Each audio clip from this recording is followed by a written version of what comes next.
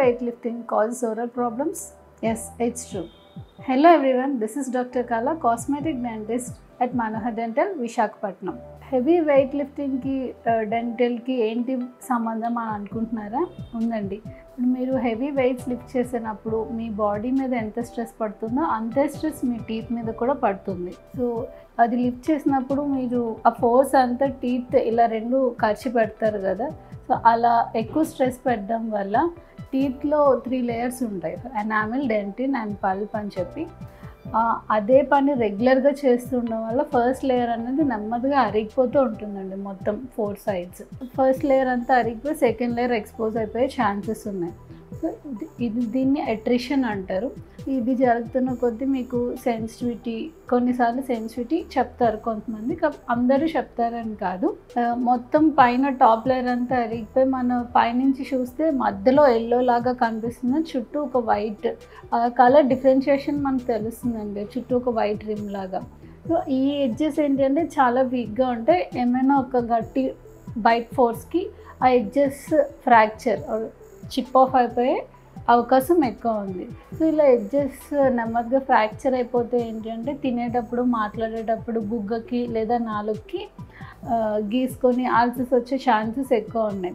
So 2 పళ్ళకి మధ్యలో ఈ ఫ్రాక్చర్ అయితే అక్కడ మీరు తినేటప్పుడు ఫుడ్ అది ఇరుక్కుపోతూ ఉంటుంది. సో దానివల్ల 2 టీత్ మధ్యలో క్యావిటీ రావడం అది స్టార్ట్ అవుతుంది. సో ఒక పన్ను అరిగిపోతే అటు ఇటు ఫ్రాక్చర్ అయిపోతే మధ్యలో క్యావిటీస్ వస్తే మనకి ఆ ముందు బాగున్న పన్ను ఇటుపక్క అంటే మొత్తం 3 టీత్ ఇక్కడ ఎఫెక్ట్ అవుతున్నాయి. సో ఇది రాకుండా మనం చూసుకోవాలి.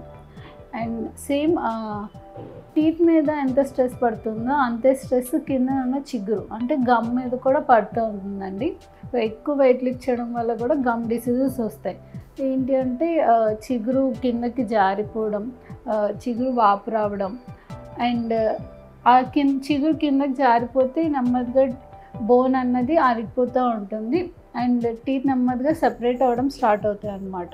సో ఇక్కడ మనకి గమ్ డిసీజెస్. సో ఇదంతా మనకి ఒక సీక్వెన్స్ అనమాట. ఫస్ట్ అరిగిపోతుంది, తర్వాత ఫ్రాక్చర్ అవుతుంది, సో తర్వాత మనం చిన్నగా క్యావిటీ నోటీస్ చేస్తాము, ఫుడ్లో అవుతుంది, ఒకదాని తర్వాత ఒకటి. దీన్ని అలా వదిలేస్తే ఇంకా డిటోరియేట్ అయిపోయే ఛాన్సెస్ ఎక్కువ ఉన్నాయి.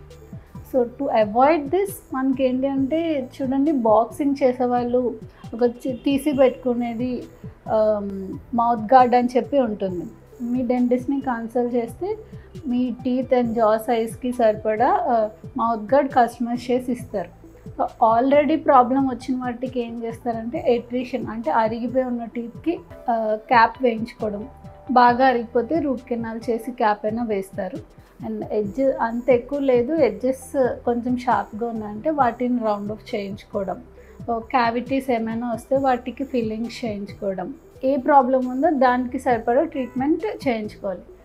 సో పీపుల్ ఇఫ్ మీరు జిమ్లో ఎక్కువ వెయిట్స్ లిఫ్ట్ చేసే పర్సన్స్ అయితే ఆర్ఎల్స్ డైలీ వర్క్లో ఎక్కువ వెయిట్స్ లిఫ్ట్ చేసి ఉంటున్నట్టయితే మీ డెంటిస్ట్ని కన్సల్ట్ చేస్తే ఫస్ట్ ఆ ప్రాబ్లం ఉందో లేదో రూల్ అవుట్ చేసుకుంటారు. రూల్ అవుట్ చేసుకొని ఉన్న వాటికి ట్రీట్ చేయించుకోండి.